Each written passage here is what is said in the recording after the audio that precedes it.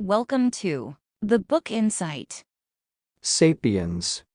A Brief History of Humankind.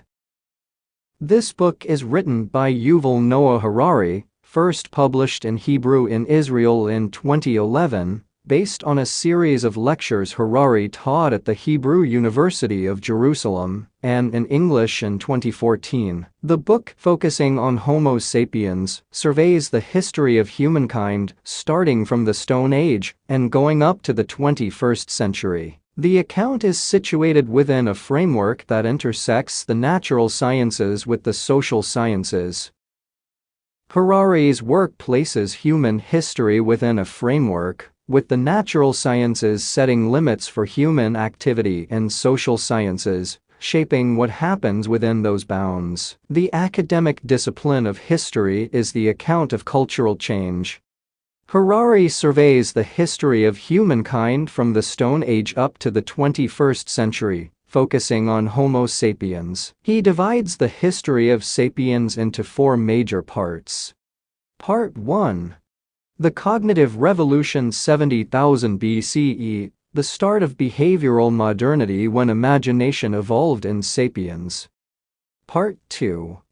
The First Agricultural Revolution 10,000 BCE, the development of agriculture. Part 3.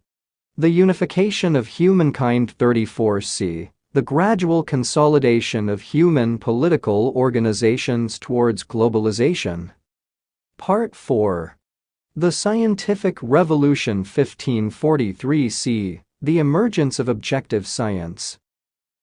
Harari's main argument is that sapiens came to dominate the world because it is the only animal that can cooperate flexibly in large numbers. He argues that prehistoric sapiens were a key cause of the extinction of other human species, such as the Neanderthals and numerous other megafauna. He further argues that the ability of sapiens to cooperate in large numbers arises from its unique capacity to believe in things existing purely in the imagination, such as gods, nations, money, and human rights. He argues that these beliefs give rise to discrimination, whether racial, sexual, or political, and it is potentially impossible to have a completely unbiased society. Harari claims that all large-scale human cooperation systems, including religions, political structures, trade networks, and legal institutions, owe their emergence to sapiens' distinctive cognitive capacity for fiction. Accordingly, Harari describes money as a system of mutual trust and political and economic systems as similar to religions.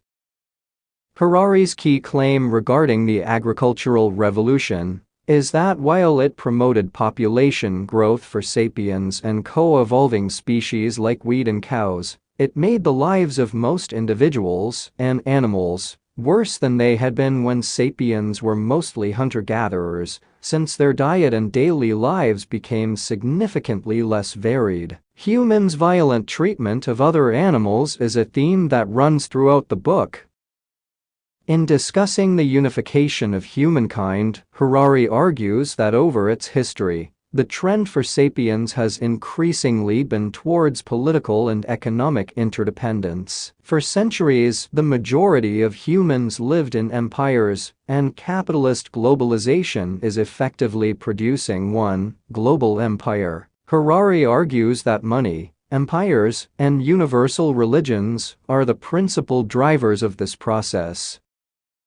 Harari describes the scientific revolution as an innovation in European thought, whereby elites became willing to admit to and try to remedy their own ignorance. He describes this as one driver of early modern European imperialism and of the current convergence of human cultures. Harari also claims there is a lack of research into the history of happiness, positing that people today are not significantly happier than in past eras. He concludes by discussing how modern technology may soon end the species by ushering in genetic engineering, immortality, and non-organic life. Harari metaphorically describes humans as deities, in that they can create species.